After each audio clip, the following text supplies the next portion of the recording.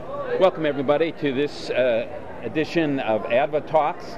We're here at Supercomputing 2010.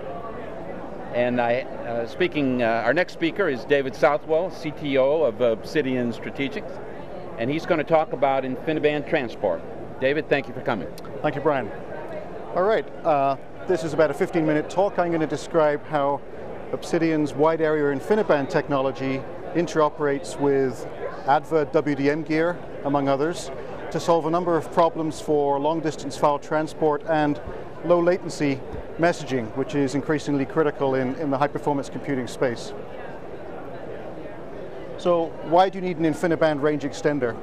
InfinIBand is an open standard that was created by Intel, IBM, and others in 1999 in order to facilitate clustering of servers within a data center. So it's very much designed along the lines of building connectivity within four walls.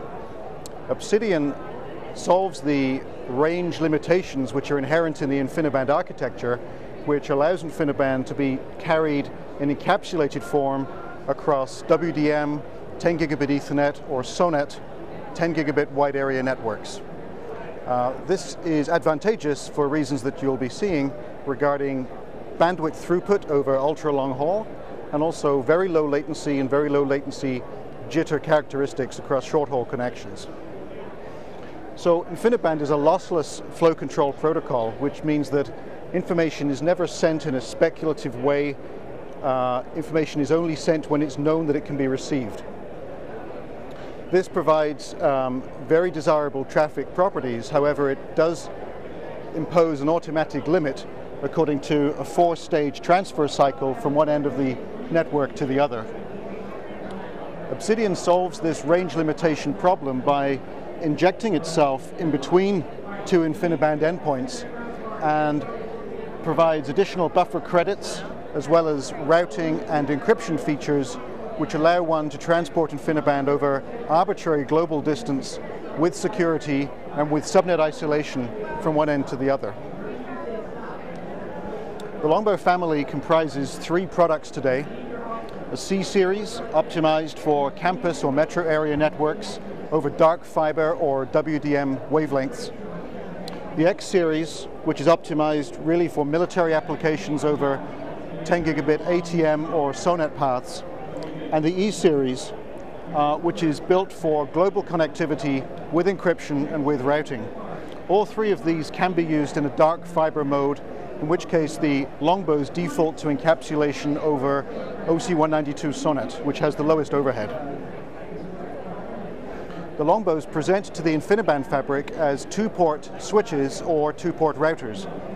So the user at one site and the user at the other site see what looks like a 2-port InfinIBand switch, a wide area network link which looks like an InfinIBand cable, and a second 2-port switch on the other side.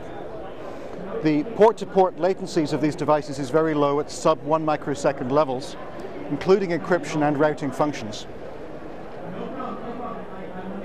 So there are many things that this can be useful for. Some examples are shown in this diagram. Over very long haul, there is a bandwidth efficiency due to the lossless nature of InfinIBand, which avoids completely the performance drop which you see typically with TCP/IP-based higher level transports in networks. InfinIBand is able to stream at effectively wire speed over arbitrary distance, which solves this large-scale, large data file movement problem. The very low latency and deterministic zero jitter characteristics of Longbow traffic facilitate high-resolution remote visualization. In fact, in past supercomputing shows, this gear has been used with ADVA gear to provide multiple time zones spanned by a supercomputer from NASA connecting to a visualization facility on the East Coast. Because of its low latency, the C series in particular is highly suitable for high capacity links between buildings. If a data center or a supercomputer runs out of cooling or power capacity but still needs to be expanded, then Longbows plus WDM gear provide a very slick way of providing a low latency hit and a transparent connection from one building to another. Also, metro area clustering. This can be applied to synchronous storage mirrors or clustered database applications, or the clustering of compute clusters in a metro environment. Again, Longbows plus the WDM gear represent collectively less than a microsecond of on-ramp. The speed of lighting glass is approximately 8 microseconds per mile, and the equipment on the other side adds another microsecond. So you can achieve very low latency transparent links over metro area connections. This is a view of a 40 gigabit demonstration which Obsidian implemented with ADVA a couple of years back, which demonstrates connecting an IBM cluster to another IBM cluster over up to 100 kilometers of 10 gigabit WDM connectivity, using in this case 4 of the C100 Longbows at each end, providing an aggregate 40 gigabit path. At this particular show, we're also demonstrating a file movement tool called dsync. Time does not allow me to go into this in too much detail, but we have other sources elsewhere. dsync is a tool which allows a researcher or a user to synchronize remote file directories with a simple command line, which is very analogous to the rsync Unix tool, but it is optimized for high capacity WANs. In short, rsync is built to replicate file directories where the assumption is that the storage and the CPU at each end is faster than the WAN. So it can do intelligent things like compare two remote files and only send the differences. If you have a very fast WAN, that's an inappropriate assumption. If the WAN is faster than the storage and the CPU, then it's better to send a file than it is to try and compare which parts of a file to send. So with that set of inverted assumptions in mind, dsync is built to solve this problem. This demonstration uses a pair of solid-state flash drives, and we're using an emulation of latency mechanism built into the E100s to simulate a 0, 2,000 kilometer and 10,000 kilometer file transport across distance, and comparing the different approaches. The first test we run is running 73,579 small files, totaling only 1.8 gigabytes. Actually, this is a standard Ubuntu distribution, a collection of large and mostly small files. rsync achieves, of a possible 1,000 megabytes per second, only 3.1. This is reflecting the cost on the I/O subsystem for creating and destroying so many small files. Over the same connection, the dsync over Longbow connection, even over 10,000 kilometers, is 10 times faster than the rsync case. The second test that we demonstrate is moving 10 roughly 1 gigabyte files over either no distance or up to 10 kilometers. And here we're emphasizing the throughput efficiency of RDMA over InfiniBand versus TCP/IP over Ethernet. And we're moving from 41 megabytes per second, which is the best rsync can do locally, up to 446 megabytes of a possible 480, which is the saturation of the storage subsystem used. So extreme performance efficiency, despite the fact that we're going halfway around the world. This is a graph showing on a 100 millisecond round-trip link the consistency of the sustained throughput in the dsync Longbow scenario. And this is another expanded graph showing a demonstration also running at this show, where we have, among other things, 4 10 gigabit paths running over WDM circuits from NASA Goddard in Greenbelt, Maryland, down through SciNet and into the DICE booth at the show. So here we're going to be demonstrating an estimated 3.5 gigabytes a second file system to file system over a significant piece of WDM infrastructure. Bandwidth efficiency over long haul is one of the value propositions of this combination of technology. Latency performance is another one, and it's particularly important to certain communities such as the financial services sector, who are very concerned with minimizing latency from point A to point B and also minimizing jitter of packet arrival. This graph contrasts a link running between London and Amsterdam in a financial services application.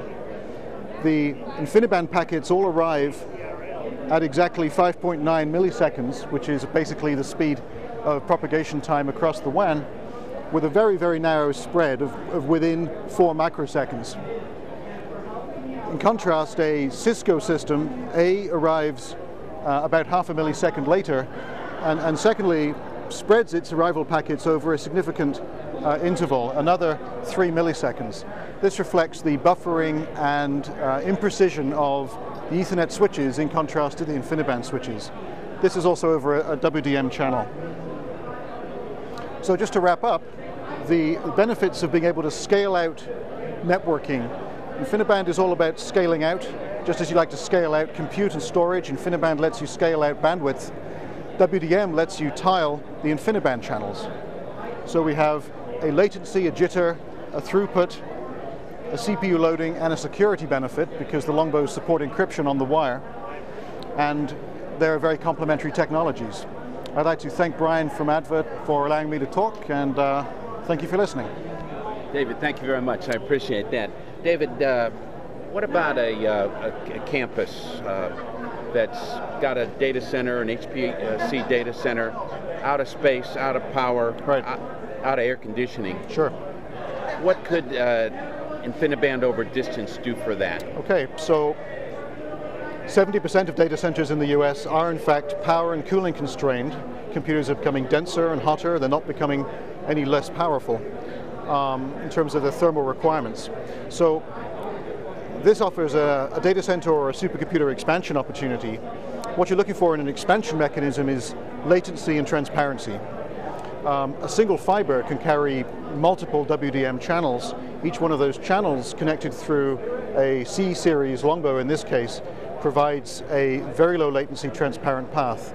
An application example here is NASA Ames's Columbia supercomputer, which over 1 mile connects 3,000 titaniums to 10,000 titaniums across an 80 gigabit link.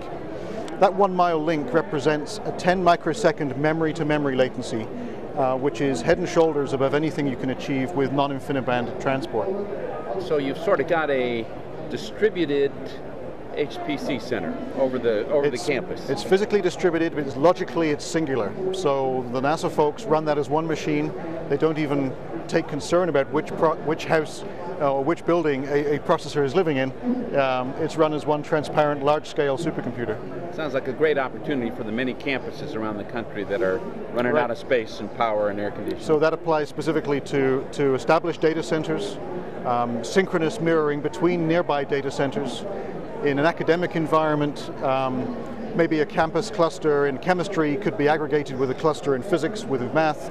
Again, could be logically combined into a singular machine in a very flexible campus area grid way. The other application is in high density urban environments like Manhattan, where connecting an office or an exchange to a high frequency trading shop can be achieved transparently over WDM. Outstanding. Well, thanks again, David. You're welcome. Appreciate your time. Thank you.